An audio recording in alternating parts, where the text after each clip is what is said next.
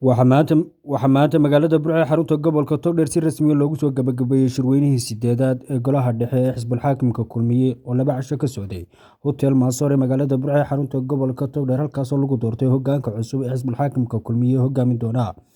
Waxaa musharaxa madaxweynaha Xisbul Xaakimka Kulmiye ee 5 sannadood soo socda loo doortay madaxweynaha dalka Jamhuuriyadda Somaliland Mudane Muuse Biixi Cabdi, halka musharaxa madaxweyne ku-xigeenka loo doortay wasiirka ganacsiga Maxamuud Sacad Saajin. waxaana gudoomiyaha Xisbul Xaakimka Kulmiye loo doortay wasiirka arrimaha gudaha dalka Jamhuuriyadda Somaliland Maxamed Kaahin Axmed ayaa loo doortay gudoomiyaha Xisbul Xaakimka Kulmiye, halka gudoomiye ku-xigeenkana loo doortay Cabdicasiis Maxamed Samaale. madaxdii kala duwaneed ee halkaasi ka hadashay madaxweynuhu waa maasan yahay soo jeedinta uu madaxweynuhu soo jeediyay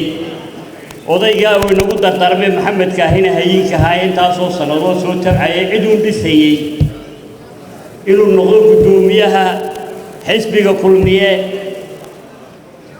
yaa u codeeyay waa unanimous sidaasuu Maxamed Kaahin Axmed ku yahay gudoomiyaha xisbiga Kulmiye. haddaba jagada uu baneeyay gudoomiyuhu ayaa loo tartami doonaa, waxaana u tartamaya Cabdicasiis Maxamed Samaale iyo Maxamed Aadan Cilmi Ilka Case. aniga oo sida alfabetiska u raacaya waxaan horeysiinayaa musharaxa koowaad Cabdicasiis Maxamed Samaale yaa u codeeyay.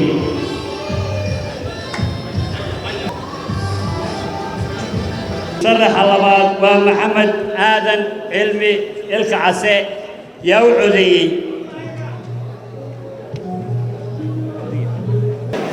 waxaan ku dhawaaqi doonaa natiijadii codka labada musharax Cabdicasiis Maxamed Samaale iyo Maxamed Aadan Cilmi Ilka Case. Cabdicasiis Maxamed Samaale waxa uu codeeyay 168. Maxamed Aadan Cilmi Ilka Case waxa uu codeeyay 55. waxaa ka aamusay oo aan labada musharax midna u codayn 27. sidaasuu gudoomiye ku-xigeenka koowaad ku noqday Cabdicasiis Maxamed Samaale. madaxweynaha iyo musharaxa madaxweyne ku-xigeenka ilaa iyo imika waxaan aragtidoodii haynaa oo noo soo gudbiyey inay sharaxan yihiin xilka musharaxnimada madaxweynaha iyo madaxweyne ku-xigeenka. madaxweynaha imika fadhiya Mudane Muuse Biixi Cabdi iyo Maxamed Xasan Sacad Saajin. musharaxa madaxweynaha iyo musharaxa madaxweyne ku-xigeenka yaa u codeeyay. waxaan u malaynayaa waa unanimous, waa dhammaan waad mahadsantihiin. noqon mayno arrimaha doorashada jirta inaynu xaabo tuur dheer ka shidanno oo talo qaranka ka goosanno oo la idhaahdo war dabka ayaa shidanaya kulmiyaa shidanaya. miyaynu noqonaynaa? waxaynu noqonaynaa dermada qaranka Somaliland ay ku wada fadhiyaan. waxaynu diyaargaroobaynaa doorashada ugu soo horreysa ee golayaasha ururada iyo xusbiyada siyaasadeed ay gelayaan. waxaynu diyaargaroobaynaa doorashada sanadka dambe oo noqonaysa doorashada madaxweynaha iyo madaxweyne ku-xigeenka. aad iyo aad baan ugu mahadnaqayaa labadii musharax ee halkan iska sharaxay sidii milgaha iyo maamuuska lahayd dimuqraadiyadda lahayd ee ay isu soo sharaxeen isu hambalyeeyeenna aad iyo aad baan ugu mahadnaqayaa. halkaa ku niyadjabi maayo, waan ka sii socon doonaa, waan wadi doonaa, waan ka shaqayn doonaa, cidna calolxumo ugu qaadi maayo. xaq baana qofku codkiisa u leeyahay. kii doortay iyo kii aan dooranbana waxaan leeyahay hambalyo. kulmiye guul. Maxamed Kaahin Axmed iyo Cabdicasiis iyo hoggaankana aynu kula shaqayno sidaynu Muuse ula shaqaynaynay Maxamed Kaahin si ka badan waan ballan qaadayaa. haddaad islahaydeen Maxamed Cilmi baa cadoonayo cadoon maayo. laba doorasho oo aad u culculus ayayna hor yaalla oo ta hore ay tahay تي والقضاء يسد الحزب كسوب حيين يتضمواتي مدحوينها وحنا شيننا إن كل مية سيدي غرب وقول يستدور شوي كضمير صوص الله بإذن الله تعالى تيود ذلك كذا أي نموجنين إن أمهات نقول حبناها نقولها نحيا كم فرديا أنت ولا الكلمة محمد عضيسيها بليان لا هي أنت أنا جاي عضيسيها بليان لا هي أنا جاي محمد الله شخصي ولا لا كمان ناس هو شيء نسكت دينه واجعلنا هاي يدرس أمانه دايم لكن ما يدعين ويسكت ديس شذا عذقبه مركب ولا الخير ترى ذو عديد يروي قليل هذا أنا هدويا بليان نوحلي جزاك الله خير 2008 kii markaan hudheel balaasa joognay maanta waxa ii muuqda laba nin oo talada maanta taala maalinta ka talinayay aad iyo aad baan ugu mahadnaqayaa maalinta waxaanu sharaxaynaa inuu musharax ka dhigaynay madaxweynihii jamhuuriyadda Soomaaliland ee madaxweynaha ka horeeyay Axmed Maxamed Maxamuud Siilaayo oo aanu ducaynayna maantana waxa ka dambeeyay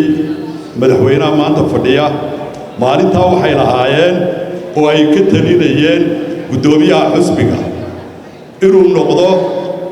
madaxweyne Axmed Siilaayo kadib Musabixi kadibna aynu ku hogaamino Maxamed Kaahin Axmed riyadii maalintaas maanta inoo rimowday waxay tahay madashan aynu joognaa waa madal taariikhaha ka mid ah ku suntanaan doonta taariikhda kulmiye waxaan isleeyahay had iyo jeer wuxuu saddexday ku fiican yihiin in xisbiga kulmiye uu mar saddexaad talada qabanayo ayaa waayihii iyo waqtigu inoo sheegaya waxaan leeyahay ummadda Soomaaliland qaranka dhidibada rab baa u dhintoo nabadda dhaliyeen nabaddeena ha laynoo ilaaliyo colaad kuma naaloon karo dhul kala qabsan mayno hanti kala qabsan mayno waxaan leeyahay hamigeennu ha ahaado nabadgelyo waxaan soo dhawaynayaa dhammaan hoggaanka xisbiga ee isku dhiibaya maanta qori isku dhiibka dadkii ugu mudnaana maanta ay sharaxan yihiin waxaan leeyahay kii guulaystaba ilaahay xilka ha kugu asturo wax kastuu hayaba diinta kii ugu horraysiiya aan hayba aqoon ee shacbiga hebel ku qiimeeya ilaahay ha kaa dhiga mid aan hadima doonaynin waa maalin la sugayay waa maalin waliba dhegta loo taagayo aynu ognahay xisbigeennu waxa uu madaxnimada hayay muddo 12 sannadood ah 12 sannadood alxamdulillaah rabbil caalamiin heer baa waddanku soo gaadhay anta muddo dheer ka bacdi inaan idinku soo celiyo xilkii gudoomiyaha kulmiye ee aad hore igu igmateen oo ay maanta ay ila tahay inay ku habboon tahay muddada yar ee xil ahaan marka loo eego sharciyada ka hadhay inaan ka soo hormariyo oo aan ku soo celiyo golaha dhexe in hoggaanka dhig cusub lagu shubo oo gudoomiye cusub loo doorto sidaa darteed waxaan golaha u sheegayaa inaan ka digay xilka gudoomiyaha oo u yaallo golaha dhexe ee cidda aan isleeyahay maanta way ku habboon tahay inuu golaha dhexe oo ka codsanayo inuu ugu raaco aan soo jeedinayo aan isleeyahay siyaalo badan awgood oo sheegi doono ayay ugu habboon tahay in gudoomiyaha xisbiga loo dhiibo halkan waxaa jooga in golaha dhexe xisbiga ka mida guddiga fulinta ka mida odayaasha ka mida oo muddo 45 sannadooda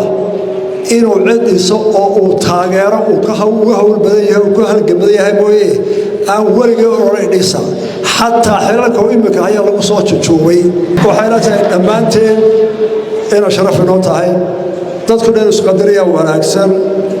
Soomaalida xabaash bay isku ammaantahay oo ninka waxa jira oo sheegtay waxay aniga ila tahay inuu xaq iyo maamus loogu leeyahay Maxamed Kaahin Axmed maanta in loo doorto gudoomiyaha